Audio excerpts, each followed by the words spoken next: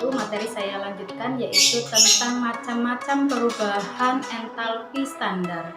Apa itu perubahan entalpi standar? Perubahan entalpi standar adalah perubahan entalpi yang diukur pada kondisi 25 derajat Celcius atau 298 Kelvin dengan tekanan 1 atmosfer. Nah, di sini nanti delta H0 atau perubahan entalpi standar terbagi menjadi 3 macam, yaitu perubahan entalpi pembentukan standar, perubahan entalpi penguraian standar, dan perubahan entalpi pembakaran standar. Nanti kita akan coba membahas satu persatu. Yang pertama adalah perubahan entalpi pembentukan standar atau delta HF0, yaitu perubahan entalpi yang terjadi pada pembentukan 1 mol zat pada kondisi standar. Jadi di sini patokan kita adalah untuk reaksi-reaksi 1 mol. Sehingga jangan lupa juga bahwa perbandingan mol itu sama dengan perbandingan koefisien. Maka nanti kita harus cermati penulisan reaksi, apakah itu untuk 1 mol, untuk 2 mol, atau untuk berapa mol. Kita harus cermati dengan melihat koefisiennya. Nah, perubahan entalpi standar, pembentukan standar, contohnya misalnya ketika kita mau membentuk 1 mol air. Kalau kita mau membentuk suatu senyawa berarti berasal dari unsur-unsurnya. Nanti sebaliknya dengan penguraian berarti. Kalau kita mau membentuk air, membentuk H2O, maka yang kita butuhkan adalah unsur-unsur H, harus ditulis H2, dan unsur O, harus ditulis O2.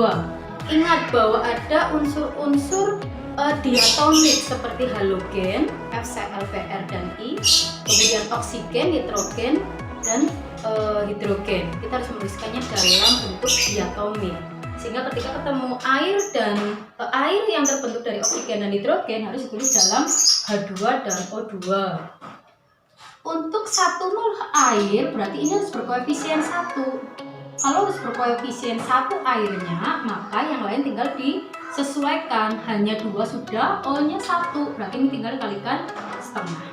Jadi apa yang mau kita bentuk harus berkoefisien 1, karena kita mau bentuk H2O, berarti H2O-nya harus berkoefisien 1. Misal delta H-nya nilainya minus 286 kJ. Nah, ini misal data itu ada di buku cetak di halaman terakhir untuk data delta HF0.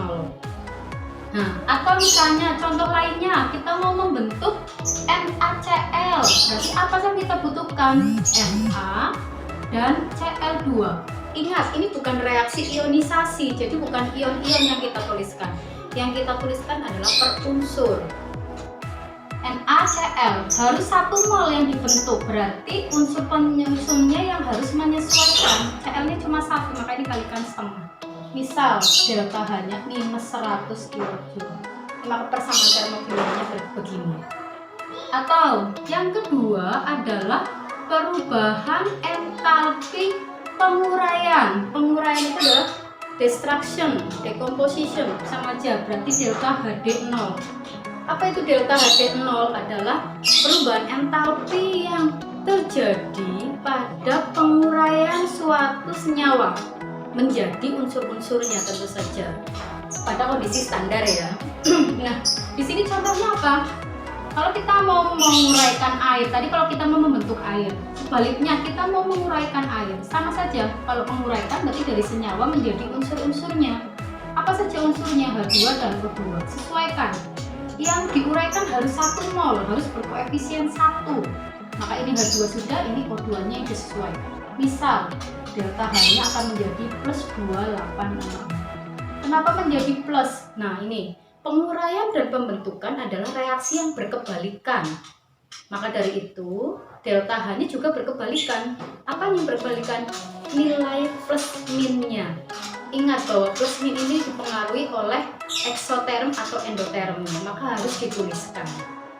Atau kita mau menguraikan glukosa C6H12O6, maka unsur apa aja yang kita uraikan? Ada C, ada H, dan ada O. Sesuaikan koefisiennya. C-nya 6, oh ini 6. Yang harus dipahami bahwa yang diuraikan harus berkoefisien 1. Unsur-unsurnya menyesuaikan, hanya 12, berarti kita 6 H2. O-nya 6, berarti sini 3. Misal, delta H-nya plus 10 kJ. Ini saya tuliskan misal karena data harus benar. Nah, nanti di dalam reaksi-reaksi ini yang kita tuliskan harus dalam kondisi setara ya. Kemudian yang ketiga, ada yang namanya delta HC. Apa itu C? C dari asal kata combustion, pembakaran. Jadi ada delta HC0, yaitu perubahan entalpi yang terjadi pada pembakaran 1 mol. Lagi-lagi patokannya adalah untuk 1 mol. Jadi yang dibakar harus berkoefisien 1. Misal kita mau bakar metana. Yuk, ingat lagi rumus metana apa? CH4. CH4 dibakar, ingat lagi rumusnya, tambah O2 jadi apa? Jadi CO2 dan H2O. Oke, kita setarakan, berarti H-nya disini harus 2, O-nya berarti harus 2O2. Delta H-nya min 100 misal. Nah, min plus ini harus jelas ditulis, dan pada saat menuliskan persamaan termokimianya, kita nggak perlu lagi nulis delta HC di sini. Kenapa nggak perlu ditulis delta HC? Karena kita sudah tahu bahwa ini adalah reaksi pembakaran. Jadi tidak perlu nulisnya delta HC gitu, tidak. Delta H saja. Karena kita sudah bisa mengamati jenis reaksi. Atau misalnya di sini, ini sudah tahu pasti ini adalah penguraian karena dari senyawa menjadi unsur-unsur. Atau di sini, ini pasti reaksi pembentukan. Kenapa? Dari unsur-unsur jadi senyawa. Maka ketika menuliskan persamaan termo, kita nggak perlu menegaskan lagi HC, HD, atau HF. Nah, sudah pasti kita sudah lihat reaksinya. Nah, itu contoh dari jenis-jenis perubahan entalpi standar. Nah, kita mau lihat contoh-contoh soal pembahasan tentang perubahan entalpi standar ini. Oke, saya lanjutkan tentang contoh soal di sini. Contoh soalnya adalah tulis persamaan termokimia yang A. Yang A, delta HF0 diketahui data CH3COH adalah minus 200. Bagaimana menuliskan persamaan termokimianya? Nah, untuk F berarti pembentukan. Pembentukan CH3COH itu ada unsur apa saja? Oh, ada unsur C, ada unsur H, dan ada unsur O untuk membentuk CH3COOH dengan delta H sama dengan minus 200 kJ. Per molnya untuk apa? Per molnya untuk menegaskan bahwa yang dibentuk adalah 1 mol. Jadi sini harus berkoefisien 1, penyusunnya yang menyesuaikan. C-nya ada berapa? Ada 2, tulis 2. H-nya ada berapa? 4, oh berarti 2H2. O-nya ada berapa? Ada 2, oh berarti tetap 1.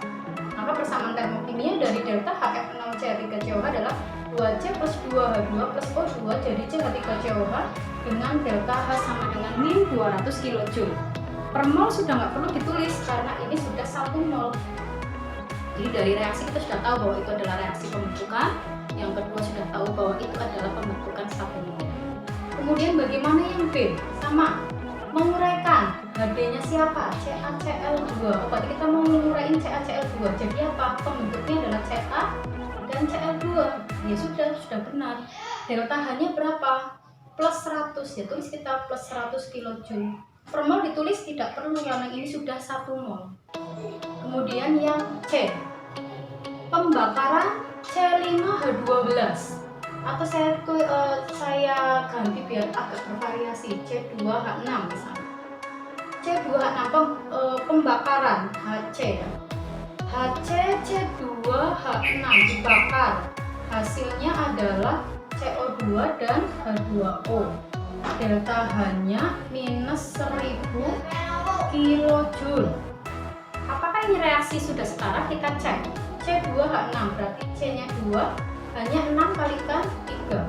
O-nya berapa ini? 7, berarti ini 7 per 2. Nah, ini sudah benar seperti ini. Per mol. Kenapa? C2H6-nya untuk 1 mol. Bagaimana kalau pengen tidak pecahan, Bu? Boleh tidak pecahan, berarti harus kalikan 2. Kalikan 2 berarti jadi 2C2H6 plus 7O2 jadi 4CO2 plus 6H2O. Bagaimana dengan delta H-nya? Delta H-nya juga dikalikan min 2000 kJ. Kita lihat, kenapa 2000 kJ? Karena untuk 2 mol C2H6. Kalau kita kembalikan lagi, untuk 1 mol berapa nilainya? Dapat dibagi 2, sama saja kan 1000.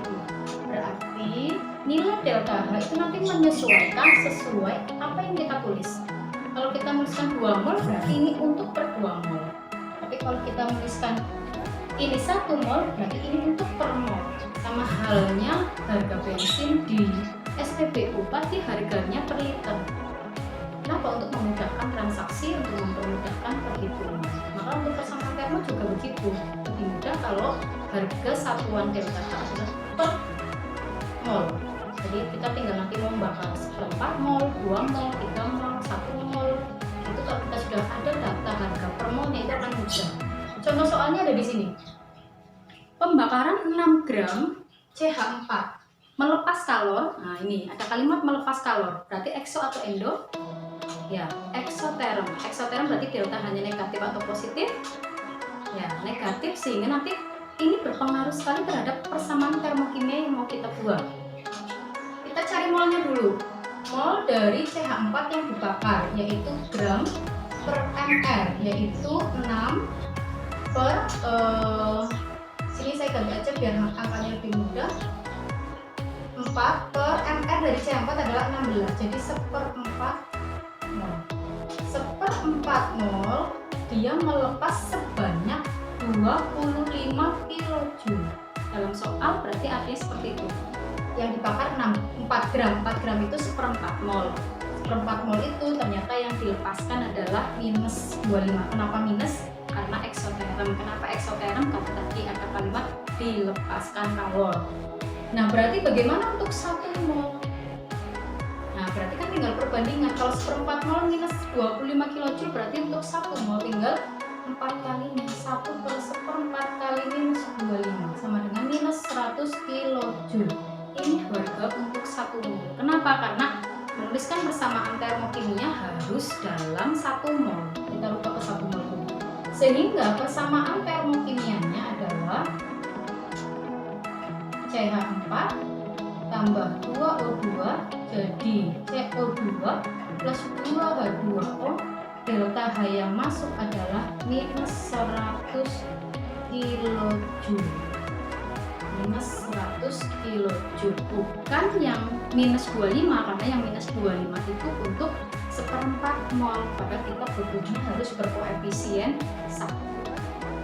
Nah, ini kalian nanti bisa banyak latihan soal dulu untuk memahami apa itu macam-macam perubahan entalpi, kemudian familiar lagi dengan konsep mol. Ini yang akan kita pakai terus sampai dengan selesai materi semester 3.